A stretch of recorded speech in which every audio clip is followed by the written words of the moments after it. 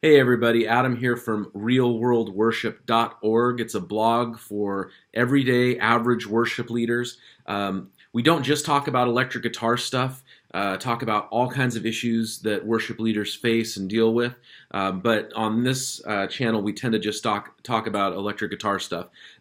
So gear thoughts today, we want to look at the Alexander Pedals History Lesson, Volume 2. What's this pedal's deal? It's trying to be kind of a jack of all trades. This toggle here switches between 1963, 1977, and 1984. So essentially you have a tape delay, an analog delay, and a digital delay. It also has onboard tap tempo, and you can select between quarter notes, eighth notes, and dotted eighth notes by holding down the tap tempo for a couple seconds and the LED light changes. You have your standard time or delay controls, feedback, mix, and modulation. Now the modulation control is kind of cool because if it's at straight noon, it's not really modulated. And if it goes one way, you get chorus. And if you go another way, you get vibrato. Now that's really handy, for example, if you're in the analog mode, which basically you're going to try to emulate like a deluxe memory man, and then you can go, like on a deluxe memory man, do I want vibrato or chorus? Also, the time control has a little parentheses where it says tone, and if you hold down the bypass knob, kind of like on a Strymon where they have the hidden controls, all of a sudden the time control becomes a tone control. And so if you want your analog delay to be brighter, like I do, then I want it brighter. If you want your digital delay to be a little darker, then you can handle that. As I understand it, the tone control is kind of universal though, so if you switch between analog and digital delay, you're going to have to readjust the tone control, just to be aware of that. It also has one of these little red ports on the side, so it can be used with something like a DMC4 or a DPC5. Also can have an external tap tempo, so if you place it on your board somewhere where you can't get at this, you can hook it up to an external tap tempo and have that at a more accessible spot, just like a Boss DD7. Now, what makes it magical? Honestly, I think it's a great sounding digital delay, and to be able to switch subdivisions on the fly. There are plenty of pedals that have different subdivisions on them, but to be able to switch on the fly without having to do presets, that's huge. And then to be able to have 3 different settings, there's plenty of pedals that do that, but to have it in this small a format, that's really where this thing is shining. It's in a standard small size format, and it doesn't take extra weird power. It's a standard power supply in a small size format, and you get a lot out of it. Now, what are the drawbacks? Price is going to be the drawback. This is a $240 pedal new, but even used, the prices are not that much lower. So that's going to be a drawback because a brand new Boss DD7 is $150. Do you want to invest this much money when for less than this cost new, you can get a Boss DD500 used? That's a really good question. There's no presets. There's all that kind of stuff. I think you're going to have to make that decision for yourself. Do I need a small format pedal? Do I need what the DD500 has, or do I not want to invest the money? So price is going to be the biggest drawback.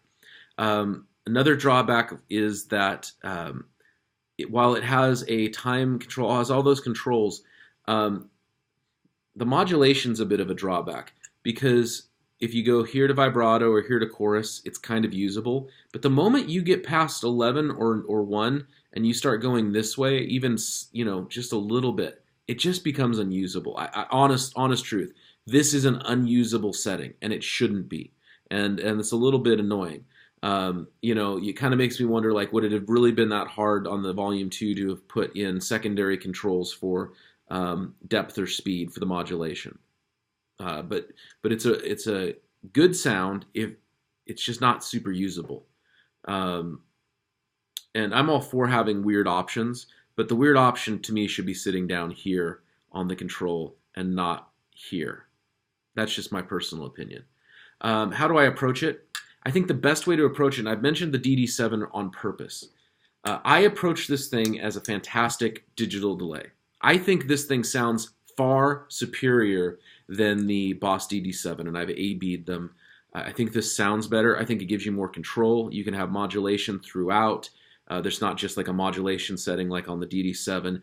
You have more control on tone and all these things that the DD7 doesn't have.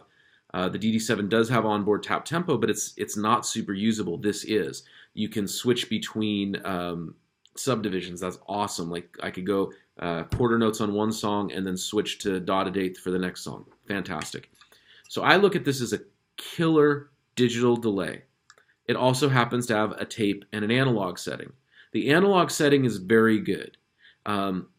Most of the time, it sounds like a digital delay that's trying to sound like analog, which is a sound I really like. In fact, I love the analog sound on a DD7. I love the analog sound on a TC Nova. So the analog sound is very, very good, and the tone control really, really hits it, because then you can, do I want it to sound more like a Boss DM2, or do I want it to sound more like a Deluxe Memory Man? And you can mess with that with the tone control. The tape delay, not great. It's as good as something on a flashback, better than the TC Nova delays tape option, but it's not, you're not hitting like the Empress or the the El Capistan, or my favorite tape delay, the Greer Black Tiger. You're not hitting anywhere close to those. It's okay, but it's not great. How to use Worship? I think this is really going to come in for players with smaller pedal boards, or players who maybe they have like a Deluxe Memory Man, like a real big one on their board, and they just need, I just need something small, tap tempo for those songs where I have to have tap tempo. And that's basically how I use it in Worship. I use it as a digital delay with tap tempo. If there's a certain song where I feel like I'd be better off with tape or analog in the set list, then I can use it for that. But mostly I approach this as a fantastic sounding digital delay. And who should own it? Again, it's probably going to be guys with small pedal boards who need a small, compact option. If you have a bigger pedal board, you have room, I would totally go with the Boss DD5. It's cheaper used than this is new, and it's not much more used than this is at the used price, and you get a lot more options, and that's a fantastic delay. But can you fit it on your pedal board? Is your pedal board set up to power a pedal like the DD5? For everything it has in drawbacks, it also has a lot of options, and so I think people who are looking for a smaller option for smaller pedal boards, Pedal Train Junior and smaller, who need certain options, is just, I gotta have those. Then this is it. It's not a cost. You're not getting this to get a delay pedal on the cheap. You're getting this because I need a delay pedal that has these functions at this size. So hopefully you find that helpful if you're considering a history lesson as a delay, or you're just looking for a delay. Check out realworldworship.org. We talk about electric guitar stuff. We talk about all kinds of stuff not related to electric guitar, but all related to leading worship in the local church. And hopefully you find this helpful. Thank you.